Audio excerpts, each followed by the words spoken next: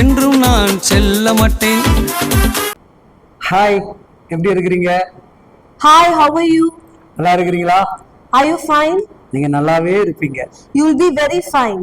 ஏன்னா உங்களை ஆசீர்வதிக்கிறவர் இயேசப்பா. Because the one who blesses is Jesus. நம்ம எவ்வளவு கஷ்டப்பட்டாலும் When we face many struggles, ஏசப்பாவுடைய அன்பை மட்டும் நம்மளால விட முடியல. பாத்தீங்களா? we cannot leave the love of Jesus, is it? ஏதோ ஒரு மாசம் லீவ் போட்டாலும் Even if we put leave for 1 month, அடுத்த மாசம் பாத்தீங்கன்னா ரொம்ப அதிகமா அவரை தேடுறோம். next month we'll search him very more. அப்ப அவர் நம்மளை நேசிக்கிறார் இல்லையா? But he's loving us, right? ஆனா வேதம் இவ்விதமாக சொல்லுகிறது. But the Bible says like this. வெளிப்படுத்துற விசேஷம் 2ஆம் அதிகாரத்துல 10வது வசனம் சொல்லுகிறது. Revelation chapter 2 verse 10 says, நீ படப்போகிற பாடுகளை குறித்து எவ்வளவோ பயப்படாதே. இதோ நீங்கள் சோதிக்கப்பட்டு பிசாசானவன் உங்கள் சிலரை காவலில் போடுவான். Do not fear what you are about to suffer.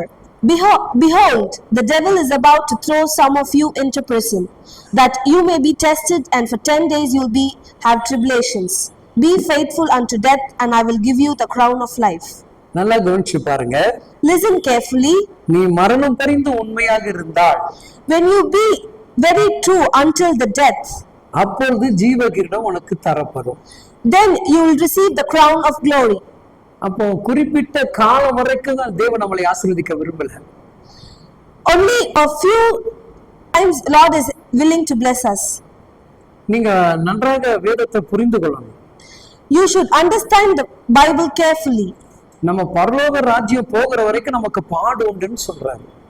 Until we go to heaven, we will face obstacles, the Lord says.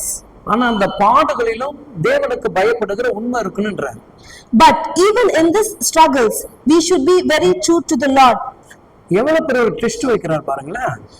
How big he is giving us the test, you see? பாடுகளும் இருக்கும், உபத்திரமும் இருக்கும். We will have all the problems, ஆனா உண்மையா இருக்கணும். but we should be very true. மற்றவர்கள் குறை பேசுவார்கள், உன்னை நிந்திப்பார்கள், அப்போது நீ உண்மையா இருக்கணும்.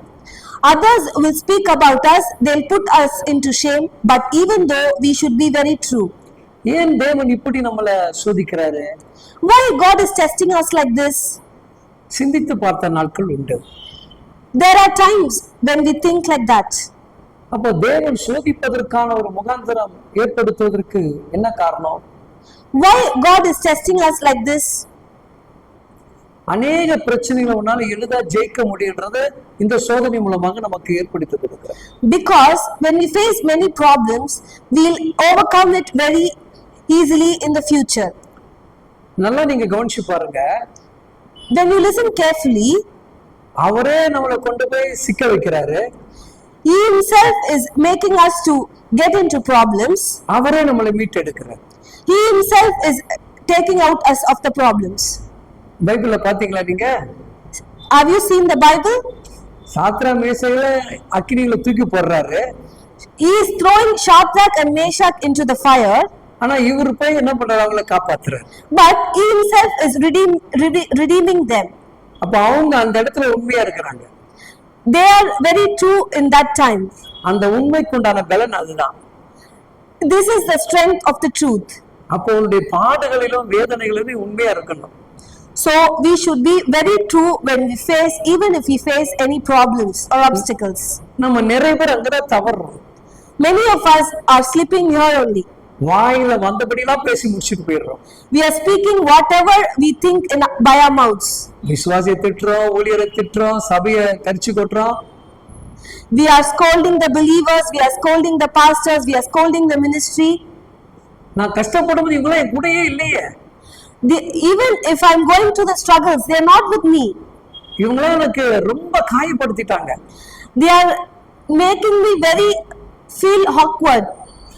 பைபிள் நமக்கு தெளிவா சொல்லியே நம்மளை ரட்சித்திருக்கிறாரு. Bible clearly says, உன் கூடவே இருந்தோட குடி பறிப்பாங்க. The Bible clearly says, even if they are with you, they will dig holes beside you. அந்த குழியை கண்டு நானும் பயப்படவே கூடாது.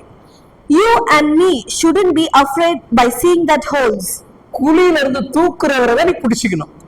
You should cling on to the one who is taking you out of the pit. என்னை கேட்டுக்கொண்டிருக்கிற அன்பு சகோதர சகோதரிகளே, My dear brothers and sisters, those who are hearing this, நீங்க படுகிற பாடுகளுக்கு நிச்சயமாக ஆசீர்வாதம் உண்டு.